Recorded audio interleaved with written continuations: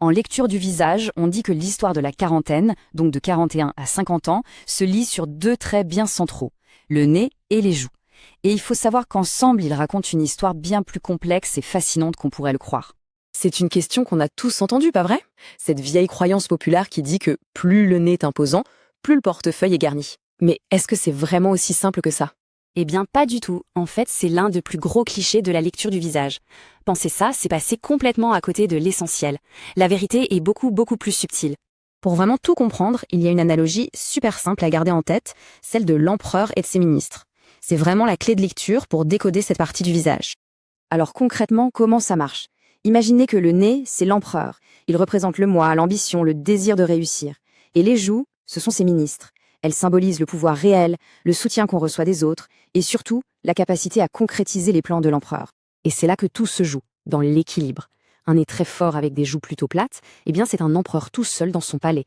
Il a de grandes idées, mais personne pour les exécuter. À l'inverse, des joues très puissantes avec un petit nez, ce sont des ministres ultra compétents mais sans leader. Résultat, souvent un manque de confiance en soi, malgré un potentiel énorme. L'un ne peut pas fonctionner sans l'autre. Et ce qui est fou, c'est que cette dynamique suit un parcours chronologique très précis sur le visage. La quarantaine se déroule comme une carte, année après année, en commençant tout en haut du nez à 41 ans, pour finir sur les ailes du nez à l'âge de 50 ans. Chaque zone a sa propre temporalité. Mais avant même de parler d'argent ou de pouvoir, il faut regarder la base, le socle de toute réussite, la santé. C'est la première chose qu'on analyse pour la période de 41 à 45 ans, sur la partie haute du nez. On commence avec la zone juste entre les yeux qu'on appelle la racine de la montagne. Elle couvre la période de 41 à 43 ans. Une couleur un peu sombre ici, ça peut indiquer des soucis de digestion. Les petites rides horizontales, peut-être un lien avec le système respiratoire. Et attention, si cette zone est comme cassée ou très creusée, c'est un signal qui invite vraiment à la prudence. Juste après, on descend un peu sur le pont du nez, pour la période 44-45 ans. C'est la maison de la santé. Cette partie est un véritable miroir de la colonne vertébrale.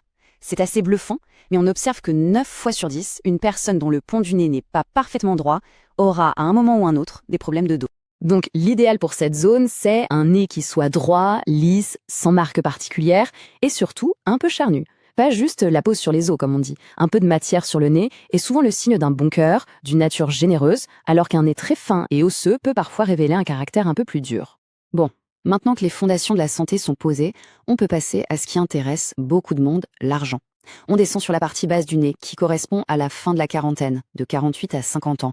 C'est là qu'on va lire le potentiel financier. Il faut distinguer deux grandes catégories de richesse. D'abord, la richesse directe qu'on lit sur le bout du nez, à 48 ans. Ça, c'est l'argent qu'on gagne par le travail, l'épargne, vraiment à la sueur de son front. Et puis, il y a la richesse indirecte sur les ailes du nez, à 49 et 50 ans. Là, c'est plutôt l'argent qui vient des investissements, du flair, du sens des affaires, un peu de la chance aussi. Et ce qui est marrant, c'est qu'un bout de nez bien charnu, c'est typiquement le signe de quelqu'un qui sait très bien garder son argent. C'est un bon épargnant.